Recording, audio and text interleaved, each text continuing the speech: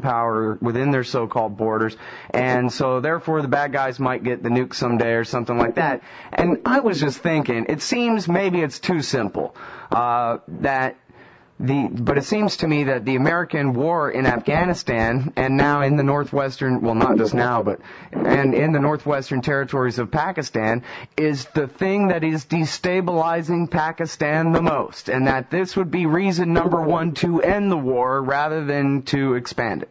Irrefutable logic, Scott, of course.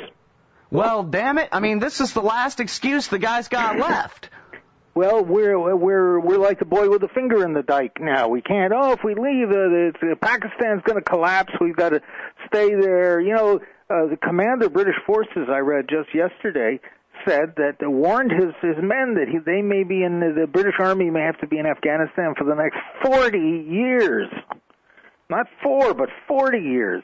And it's just incredible. We've been seized by a neo-colonial impulse.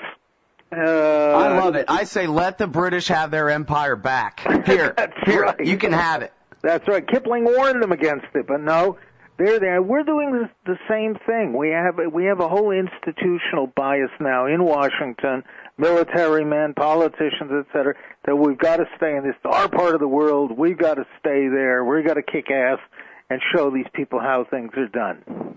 Hey, who are the biggest dope smugglers in Afghanistan? Is it the bad guys or the good guys? The government. We like to accuse Taliban, but Taliban is involved only in small farmers because that's how they survive and get food for their families.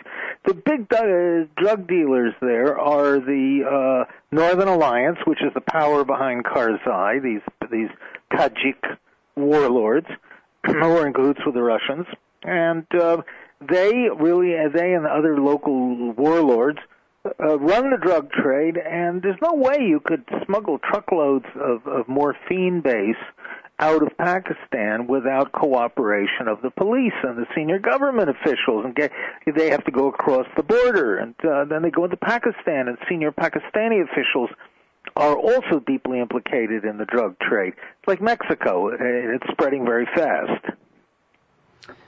Well, so, I've been trying to, I've always just assumed, I think I told you this before, I always just assume that anytime the American government has boots on the ground in a country where drugs are produced, they're the ones in the, driver's seat of the whole game, because that's the way it's always been since before I was born, so why think, it would ever be any different? But I've been trying to collect, more and more footnotes, to actually prove my case about what's going on in Afghanistan now.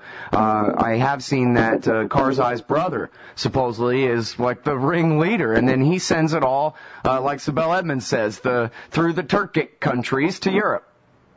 Well, yeah, but I think that is the secondary route. The primary route is out through Pakistan, to the port of Karachi. And that's where most of it goes. That's why I mentioned Pakistani officers implicated in this.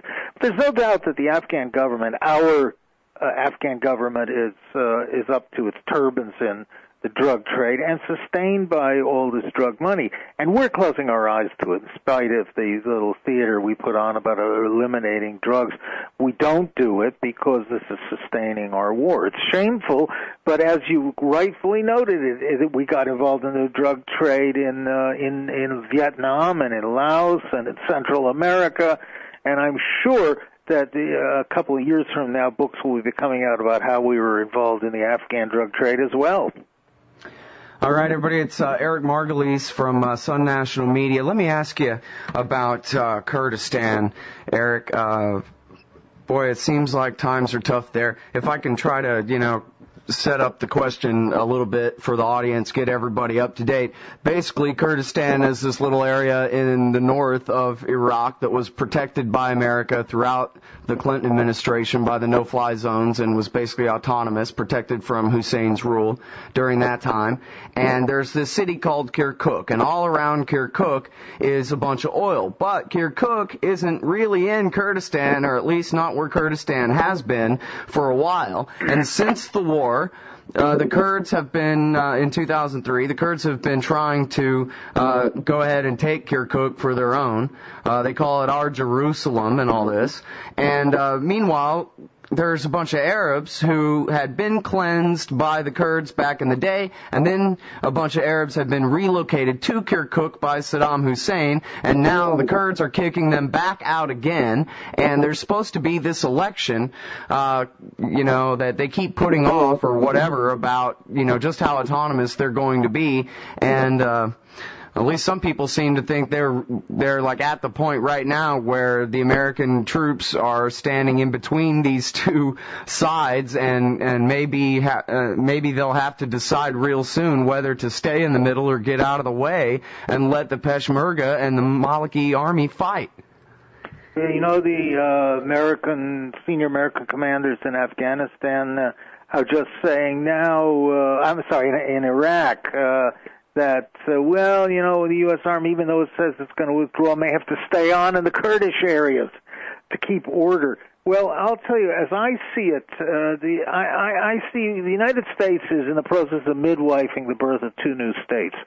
One is Kurdistan, Iraqi Kurdistan, and the other one is South Sudan, both of which incidentally have oil. And in Iraq, the U.S. is deeply in bed with the Kurds. It has been, as you noticed, for long, since the Clinton administration.